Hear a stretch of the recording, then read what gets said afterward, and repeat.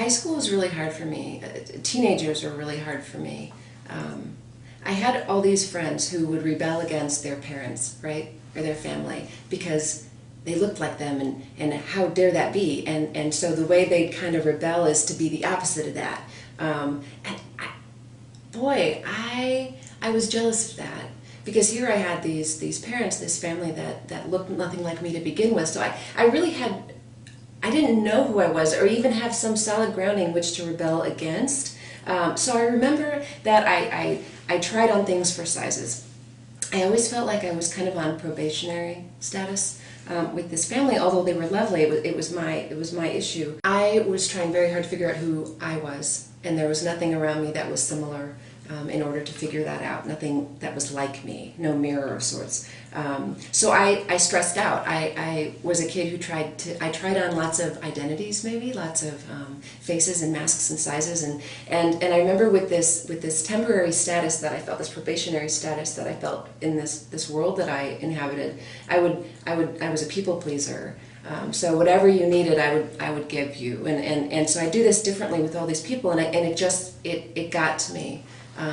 It just got to me, and I remember almost kind of snapping, and I was in therapy all throughout high school, because I don't think my parents knew what to do with my stress or my lack of feeling calm and at home in my own body, but no one mentioned adoption. Nobody. I had talked to the high school counselor. I was with a couple different therapists. Nobody ever thought the adoption was a deal. Not one single person. So I thought I was crazy. I mean, I thought it was me, and they said, you have a great family. If anything about the adoption, they'd say, you're so lucky.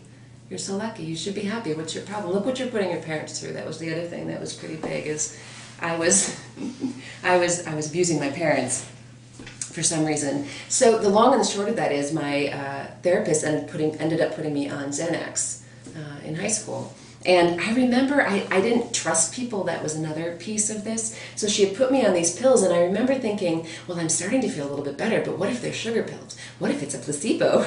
And then I thought, oh no, and then she's going to say, see, it's all in your head. You said you felt better, but it's all in your head. And at the end of the day, I didn't know who I could trust.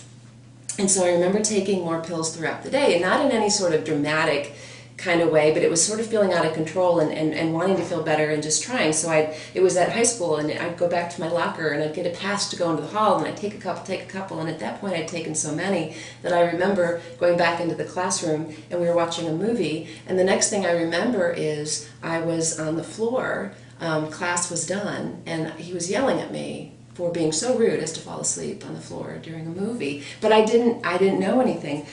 So this scared my therapist, of course, and she gave me two options.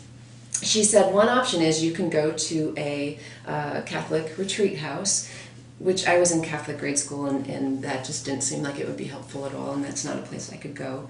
And the other option was the psychiatric unit of the Catholic hospital in a bigger town nearby. And I chose that option, and I have to tell you, for as much pain as that caused my parents and my family and shame and whatnot, in fact, we never really talked about it, I've never been happier. I've never been happier. I didn't have to be anything. I didn't have to do anything. I was with all these other teenagers and some other folks, and we were all labeled misfits, and it didn't matter. It just didn't, I didn't have to do anything or be anything, even though I wasn't exactly sure who I was. It was a place to rest in the land of the misfit toys, and I was very happy.